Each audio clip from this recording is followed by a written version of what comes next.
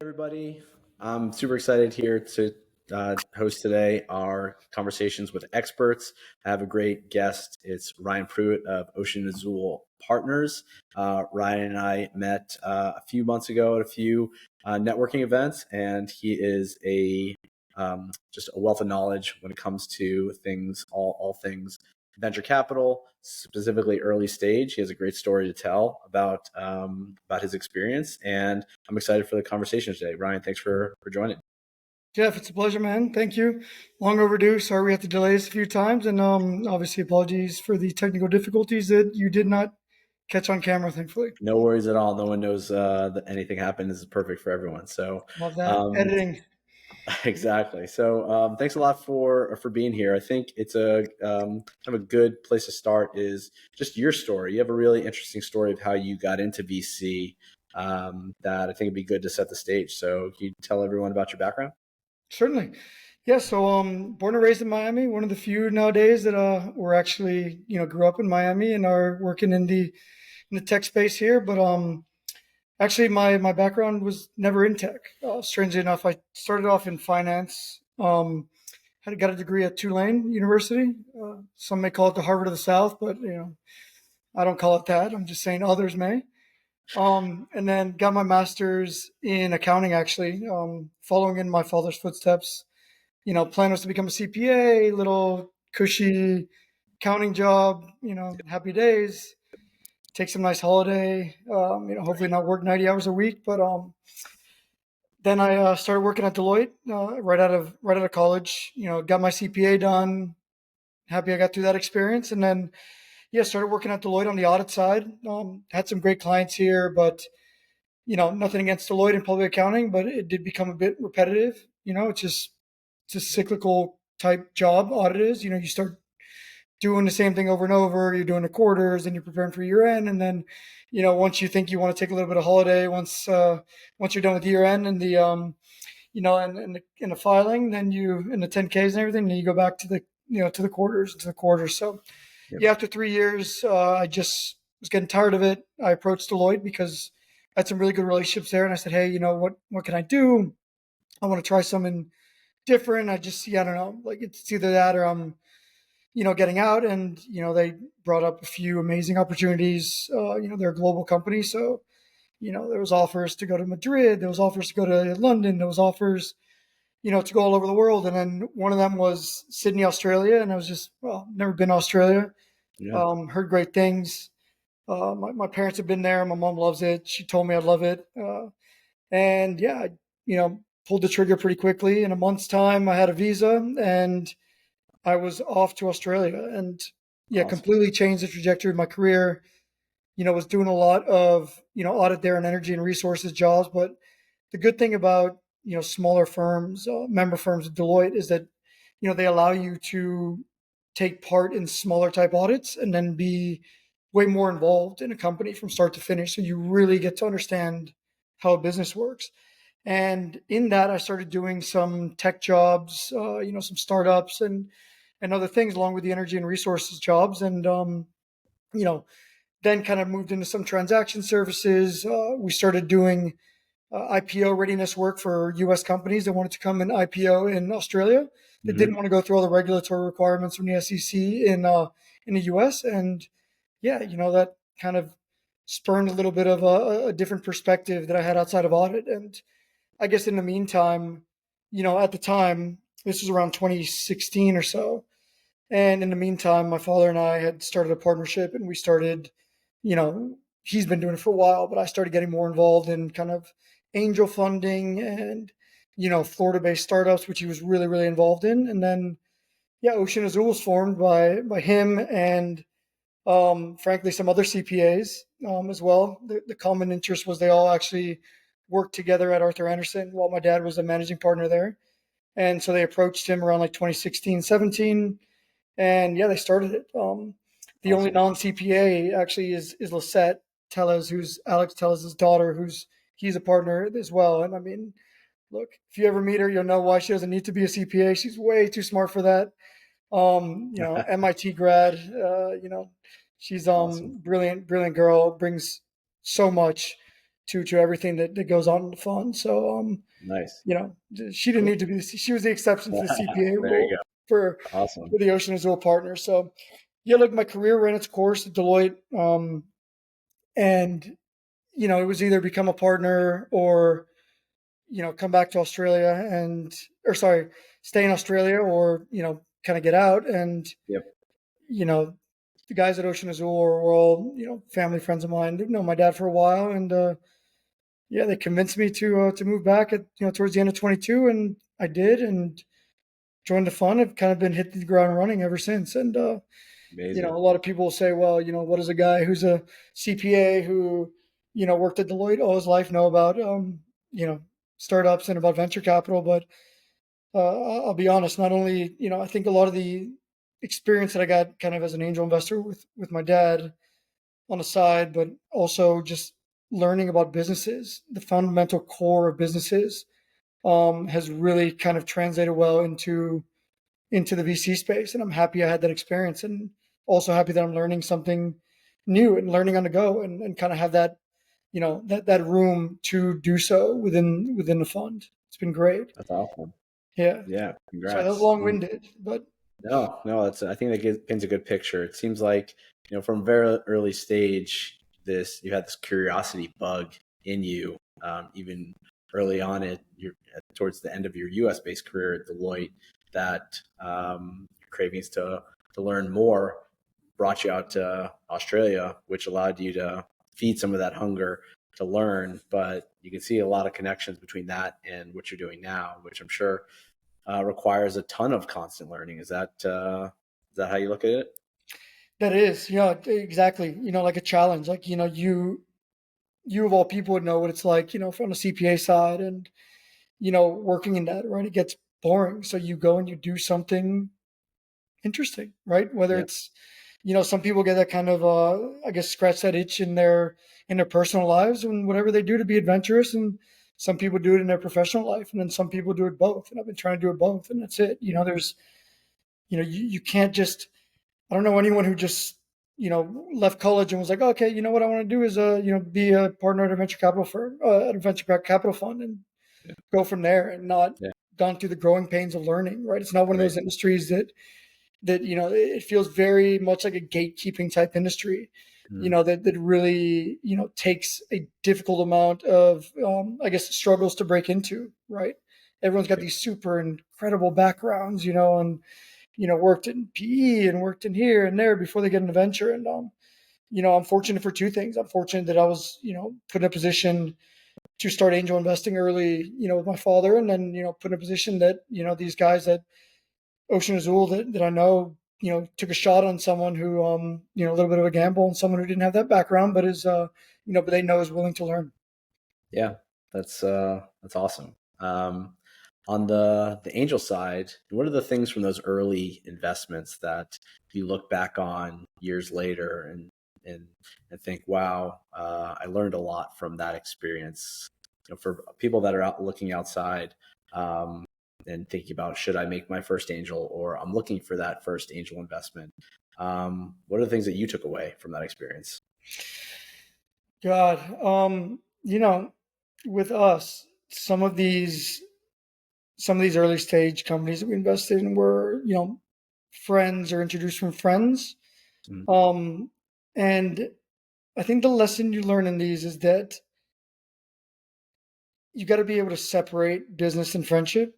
mm, Um, it's not to say that I don't have good experiences working with friends or investing in friends, but you need to really be able to say, because a lot of times, if you are an angel investor, you're going to have some intimate connection with the company you're investing. A lot of time, you don't just, you know, find something that just happens to, come across your desk and, oh, I should invest in this. You become intimately involved with the people that work there if you didn't already have a previous relationship with them. yeah, But you know, while I've always known that it's super important to get back to friends, and you know, friendship is extremely valuable, especially in business. There needs to be that separation between friendship and business, because all at yeah, the end of the day, it's your money. And I've seen a lot of friendships break up over over money, over business, over several things. So, Yeah.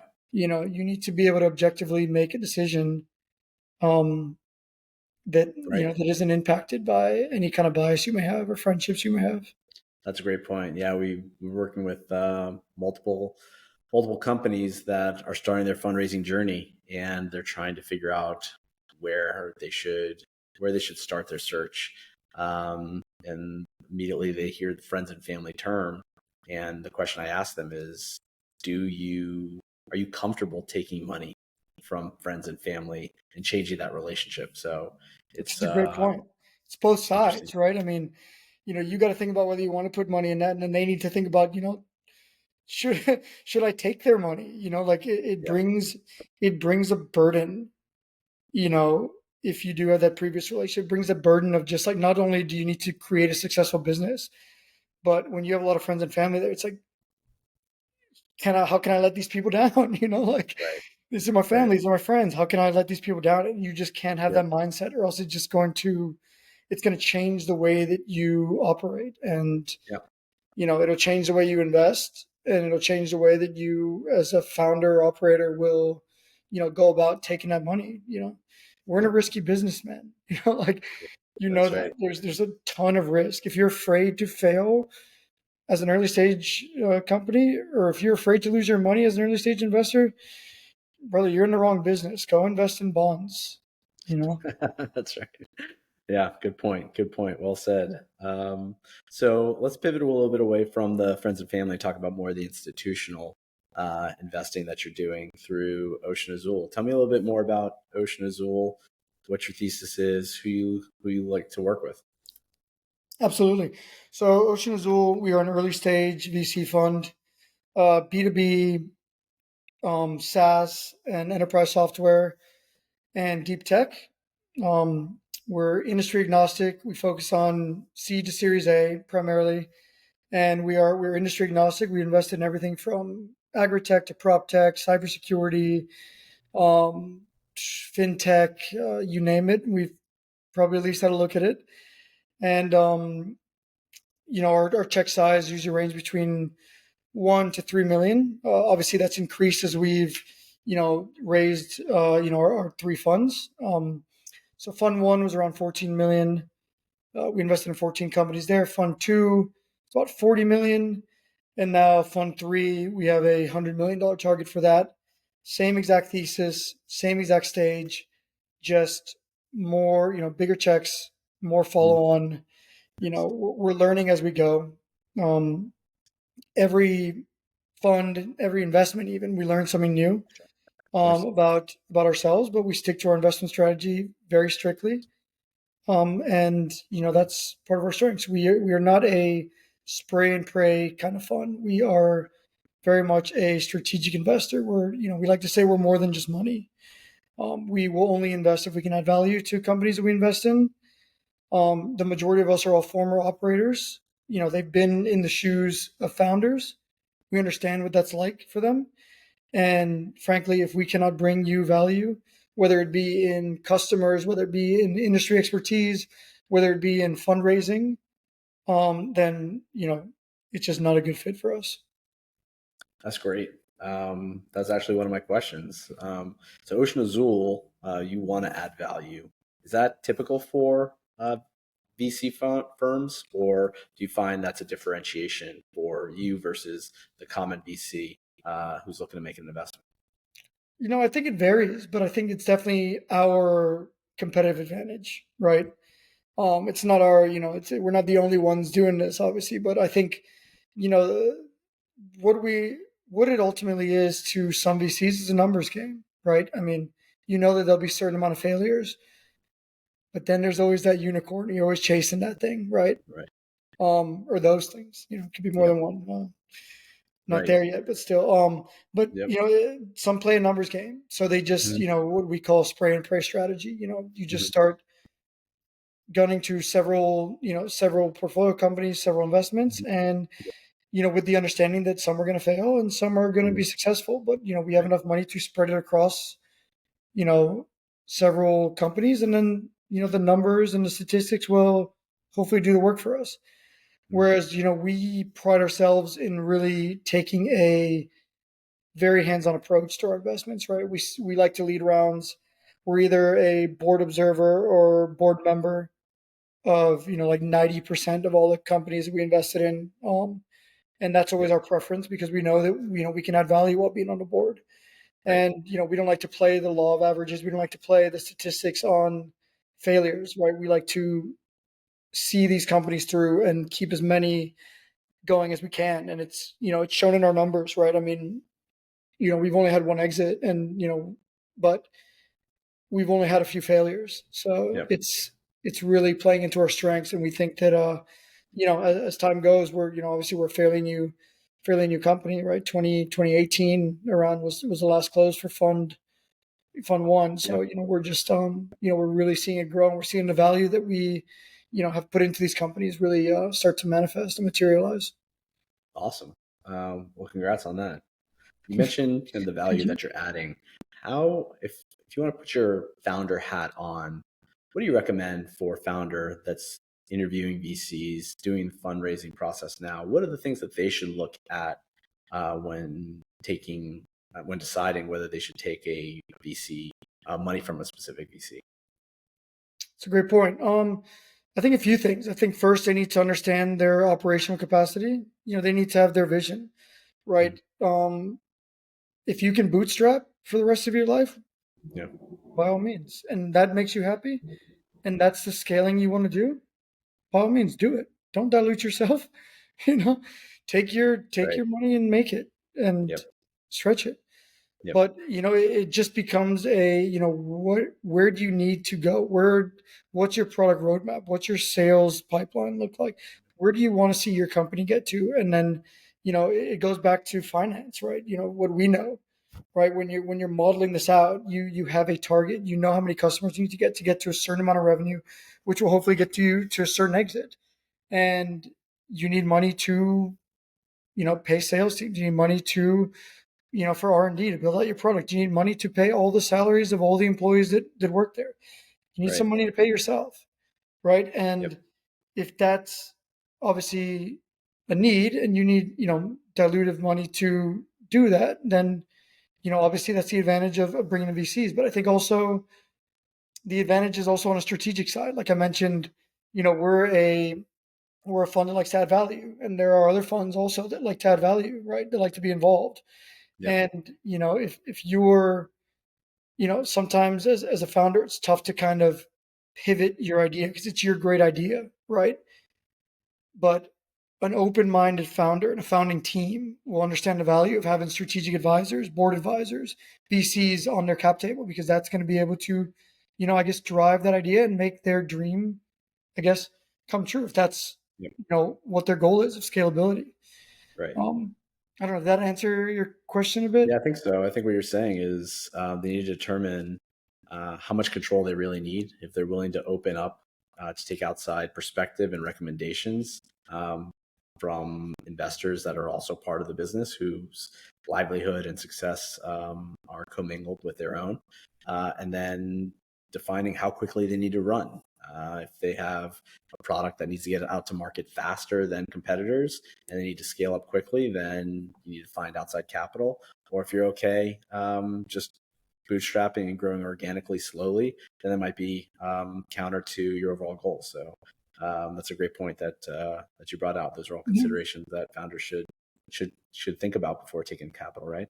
Yeah, I mean, I think they need to understand. Like, I mean, you got to understand your vision, right? And you can't be short sighted when you're making a decision to take money. You're taking a lot of money, right? It's never say for maybe like pre-seed or family and friends rounds. Like, it's never going to be even then. It's not a little bit of money to anybody, right? You are now responsible for other people, for their money, for their time, for your time and your money and your vision. A lot of the time these founders are all in, right? I mean, this is their livelihood at times. Yep. So, understanding your needs is the first step. Understanding where you want to, your vision and where you want to grow to is the next.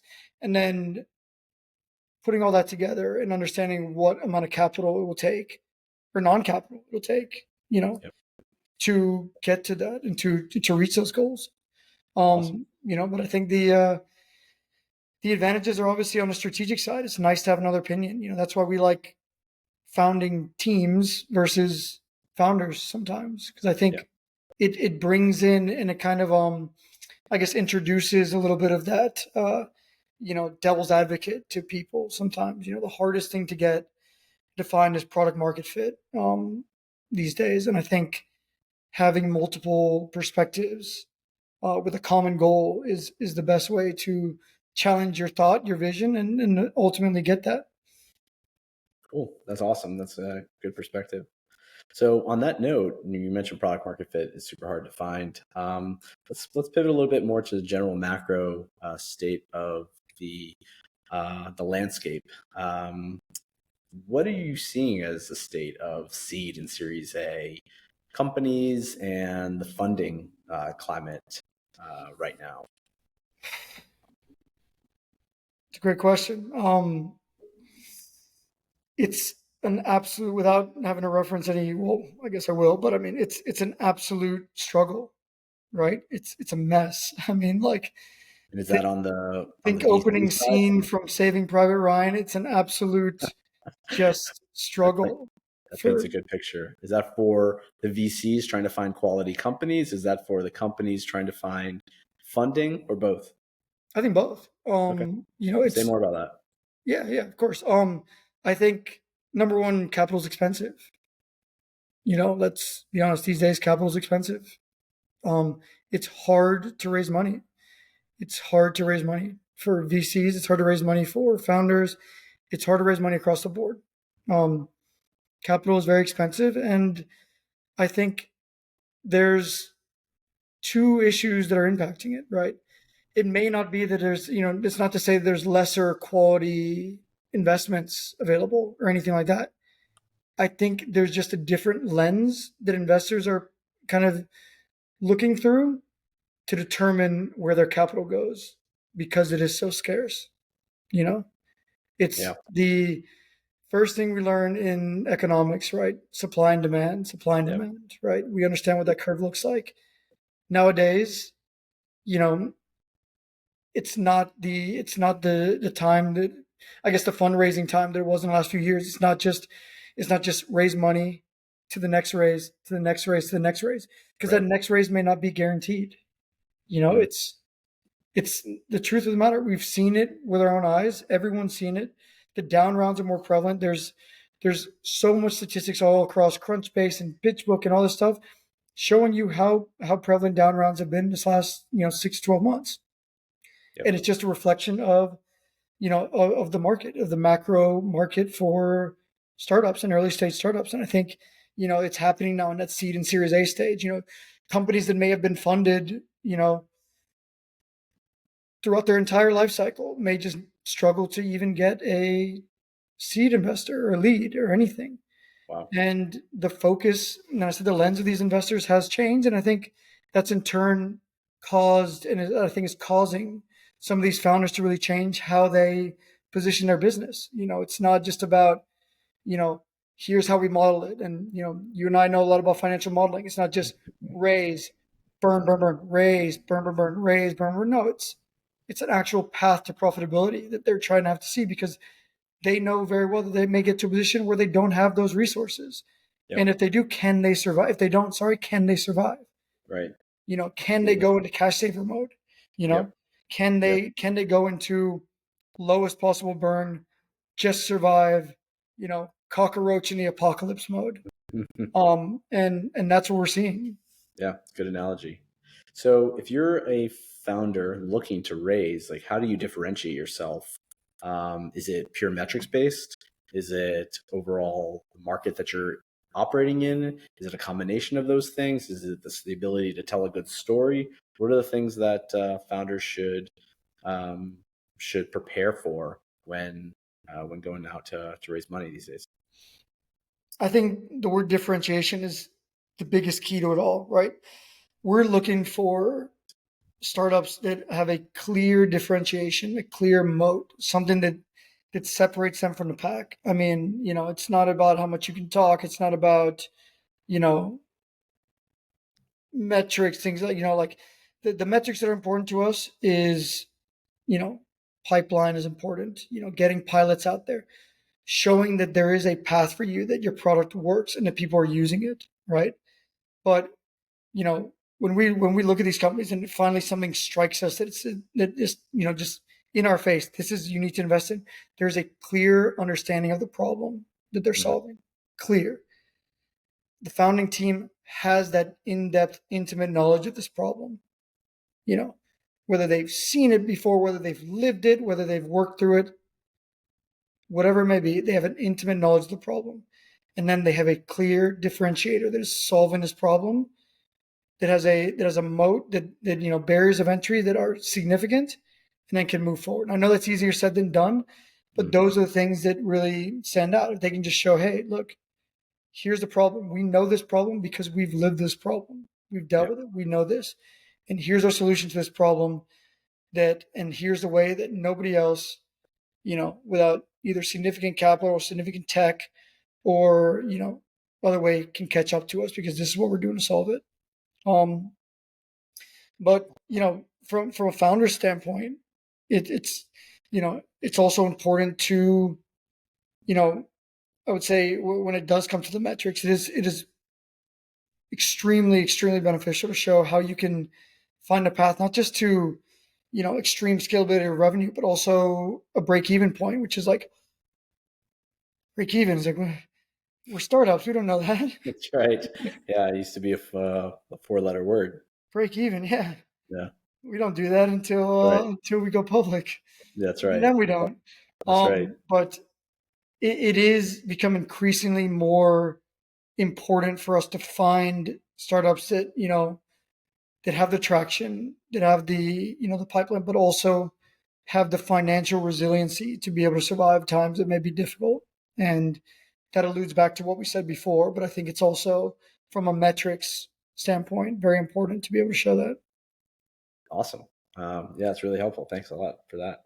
So which companies, so we're kind of running out of time, but the companies no worries. What are the companies that you like to see? If there's anyone that's watching this down the line, who are the companies that you'd like to be introduced to?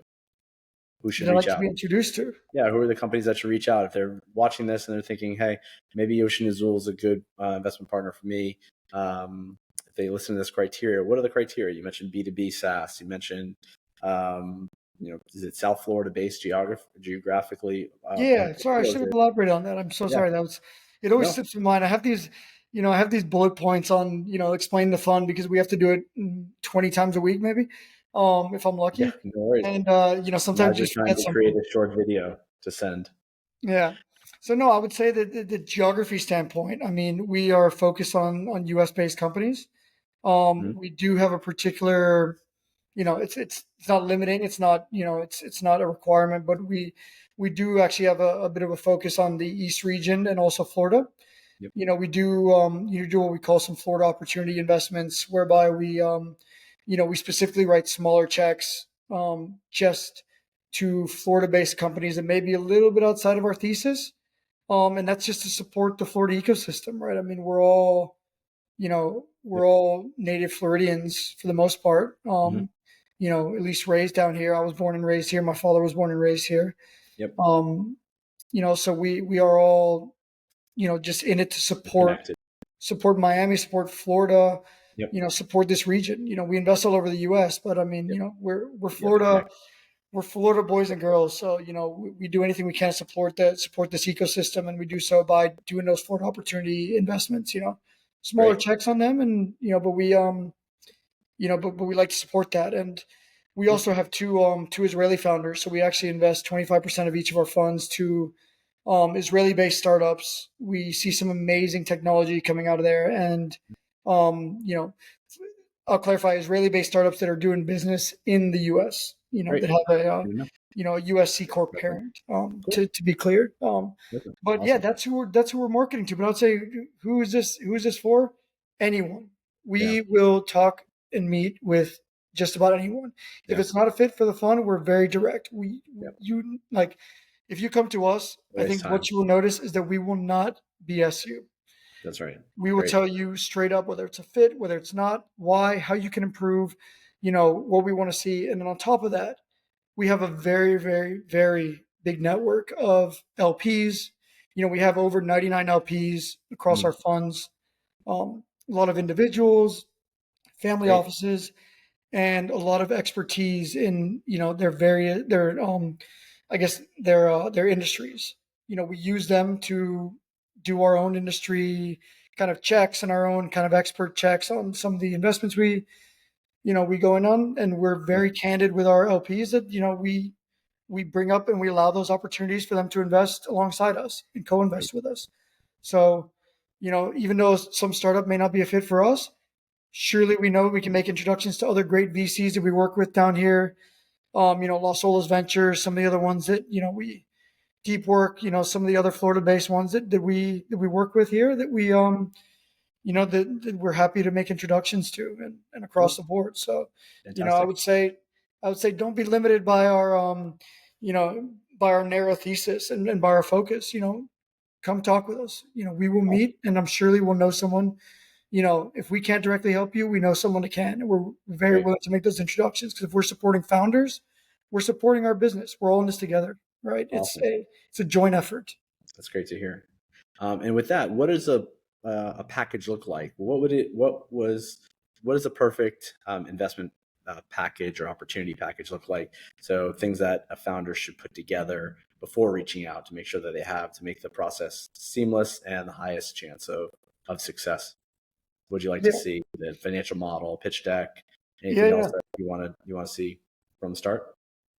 Yeah, definitely. Look, we have a very rigid due diligence process. I mean, maybe that won't be necessarily all done on the first pitch call, but I mean, once we reach the later stages of our of discussions with founders, we have a pretty rigid. We're all CPAs. Sorry to discourage a few of you guys, but we do look at your numbers. We Yep. will we will do our due diligence. We will do customer reference calls. We'll do all that, but on a first pitch, if it's just an introduction, you know a catchy blurb, right? I mean, I say, and our, Highlight. our all of our partners will say that we only take warm intros, and that's usually the case. We just get so many that Hmm. warm intros are the way to us.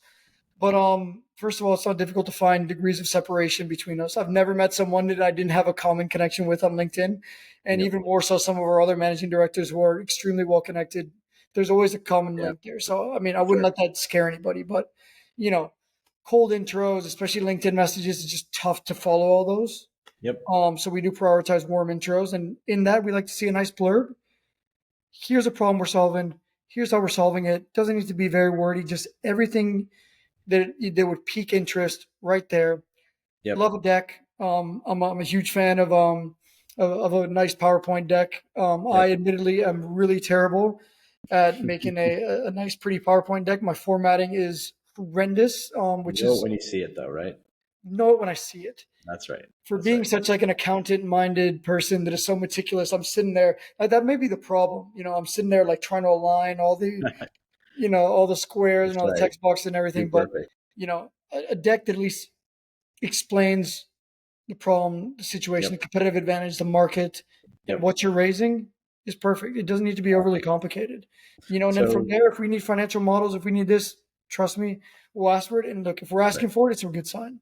That's right. Awesome. So it sounds like to start, it's not a lot, not a heavy requirement. But if you're looking to raise money with a institutional investor, you need to be prepared with financials, financial model, be ready to go through extensive diligence. And so whether that's prepared from the first call or shortly thereafter, you got to make sure that you have your ducks in a row in order to secure that investment. Is that right? Yeah, they need to call Jeff. They need to get their financials in a row so we can be comfortable when we look at them.